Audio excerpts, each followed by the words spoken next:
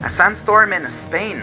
That's right, while we were in Canary Islands, we got to see a meteorological phenomenon that I didn't know about. It is called calima, which happens when the air is very hot and dry, and the wind lifts the sand from the Sahara desert and carries it to the Canary Islands. It looks like the sky is covered in yellow, and it can last several days. But for me, it's incredible because the Sahara desert is more than 300 kilometers away from Tenerife, and the entire island is covered. There have been times that even the air traffic has been stopped due to this phenomenon. There is no doubt that you learn a lot while traveling. Hopefully one day you can come to the Canary Islands without calima and many other trips.